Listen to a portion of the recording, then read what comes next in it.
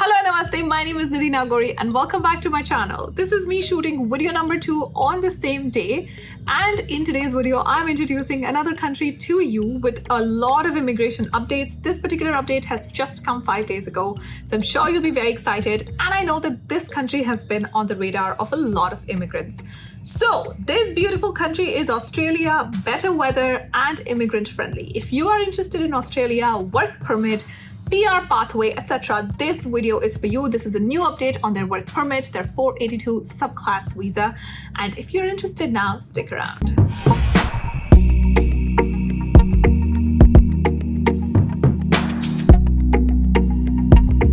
Before we move any further into the video, I get a lot of complaints about how I've not covered healthcare pathways in different countries. Now, of course, healthcare has been the one field where a lot of countries have shown a lot of flexibility. And so we have something special for anybody who's related to healthcare, whether you are a dentist, whether you're a nurse, whether you're a doctor. Keep watching this video. But I'm also going to start with something special only for healthcare professionals. Today's video is in collaboration with an academy, and I'm super excited to introduce their USMLE scholarship test. I'm sure if you're a healthcare professional, you already know what USMLE is, but for the uninitiated, I'll give you a quick introduction. Now, if you're planning to make a move to the US as a doctor, like my husband did, then USMLE is the exam that you have to take. Your scores in USMLE matter a lot. An Academy has come up with a USMLE Step 1 scholarship exam where you stand a chance to win a full year worth of free subscription to their products, where you can do all your work on USMLE that you need to do. Also, if not full year, you definitely stand a chance to win some discount up to 50%. All of this goes towards the USMLE Step 1 preparation package. Now, if you're wondering what is the USMLE Step 1 scholarship test, let me give you some quick info. Multiple choice question, 20 marks, 30 minutes. That's all. Now, there's also a free trial set that you can sign up for and experience this whole vibe of USMLE Step 1 preparation.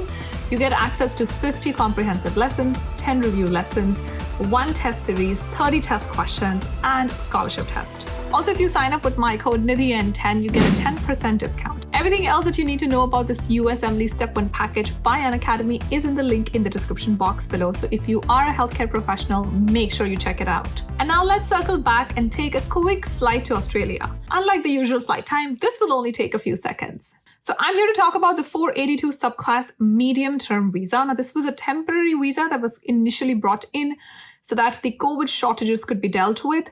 While it was called temporary visa, and that kind of visa still exists, but there's also a medium-term visa that now has come up. This particular update came just 5 days ago, and it is all up on the immigration website of Australian government. So if you want to go and check it out, all this information is on the website. What I like about this visa is that it's a work permit, so you can work in Australia for 4 years. There's also a pathway to PR, which I like. The fact that you can work for 4 years and then apply for a permanent residence in Australia. In terms of processing timeline, it does not take a lot. Currently, the timeline is expected to be between 2 to 3 months, which is already on the higher end. The Australian government is really trying to shrink it down further. So in short, what do you need? First up, I'm sure you're going to wonder, is Australia even hiring people on work permit?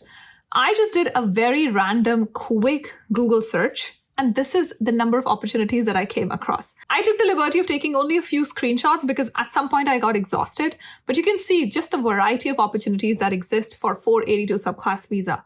Of course, the opportunities are more in a particular sector. So maybe healthcare, maybe finance, maybe corporate roles.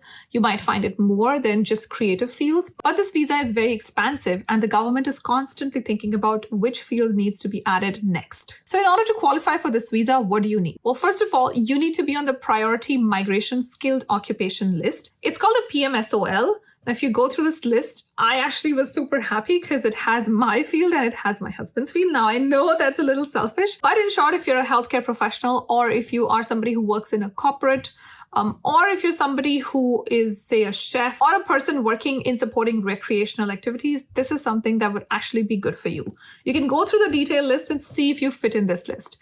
Apart from this, you need 2 years of work experience in your particular field, which means that as qualification, you cannot be on that list and then have no experience in it. For example, one of the things on the list is an auditor. So if you've been an auditor like myself in the past and then have moved on to doing something else, say financial reporting, which I also did in my past, So if I have 2 years of experience, 6 months of audit, 1.5 years of financial reporting, this visa would not apply to me because my entire 2 years have to be in that PMSOL occupation. Meaning you need 2 years of work experience in the field for which you're applying. Next up, you need English proficiency. I'm sure you're already getting this started off on, especially if you're looking to apply to countries like Canada or Australia, where you need to have English proficiency in place if you want to go ahead with your application. Lastly, some professions also need a nomination. If you're asking what a nomination is, I myself was a little confused. And then I spoke to a few people and understood that a nomination typically looks like a nomination letter where somebody is literally nominating you. Now, this can be considered as an equivalent of a sponsorship, meaning a letter from, say, an employer who is sponsoring you to come in and work for them. What I love about 482 subclass is that certain categories are actually exempt from having any kind of sponsorship. This includes healthcare professional. I'm not going to give the full list out. I will just say that it still has corporate professionals. So people like myself, managers, directors, and above are still covered in that list. And then obviously healthcare professionals. By that I mean dentist, any healthcare professional, whether you're a social worker, any healthcare professional that's not covered anywhere else. Basically, any medico is covered by this. So that's what I love about it, that you basically don't need a sponsorship as long as you find a job online, which, like I said, are in abundance right now, given that the country is experiencing massive labor shortages and is trying to reopen and boost its economy. This is the time to give Australia a serious thought, especially with work permit. I wouldn't be saying this in regular times because, to be honest, when permanent residence was easy and when the processing timeline itself was super short, I would always recommend go for permanent residence. It's just the easier way in, etc. But given that permanent residence itself is taking so much longer now and the application processing is taking so much longer and the country really needs to boost up its economy, this 482 subclass medium-term stream can actually be a good segue in. So in short, yes, it's true, certain professions don't need a sponsorship in Australia. All that you need is to find a job, which is easier to do because sponsorship comes with a lot of legal liability.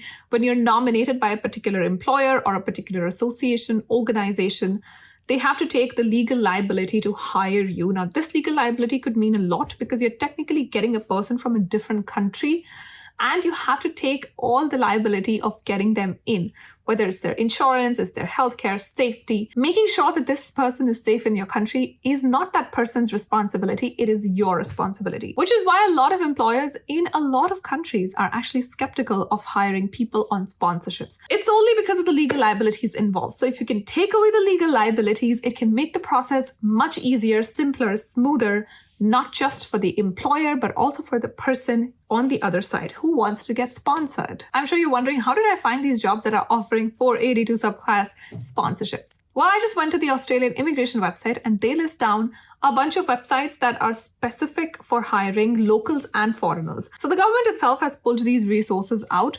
You can go to their website, read up more on it. I'll leave the link to the main 482 visa in the description box or maybe in the pinned comment, so make sure you check it out. Go read up, see if your occupation is on the priority list, if it's on the PMSOL. Make sure you also check if it's on the exempt list because then you don't need any sponsorship. You literally need a job and you can move. So make sure you do that. I'm sure you'll come across the recruitment websites and you can go ahead and apply on those and take your chances. Two things that I quickly want to state. One, Australia is coming up with a lot of immigration updates, so I will keep covering them on my channel. Please make sure you follow me here. If not here, definitely on Instagram as well because I tend to post a reel every day. So make sure you follow me there as well. Second, Australia has their federal elections coming up in May 2022. If you are somebody who is considering Australia, please make sure you follow the politics. Any country that you want to consider, make sure you follow the politics because politics guides economics, immigration, everything. So if you want to really seriously move abroad, make sure you start following the politics as well. Keep those in check, see what promises are being made, see what immigration plan is out there, and I'm sure that'll help you plan for your future as well. As always, if you like this video, please don't forget to hit the like button down below, subscribe to the channel, hit the bell notification on, and let me know in the comments what did you want to know more about Australia, any other country, anything else that you'd like me to cover. For all my lovely healthcare professionals, please don't forget to check out the amazing scholarship test that is being run by Unacademy, USMLE Step 1 Preparation Package. Everything is in the description box. I promise to see you in the next video. Until then, make sure you take care of yourself. Stay safe. Namaste.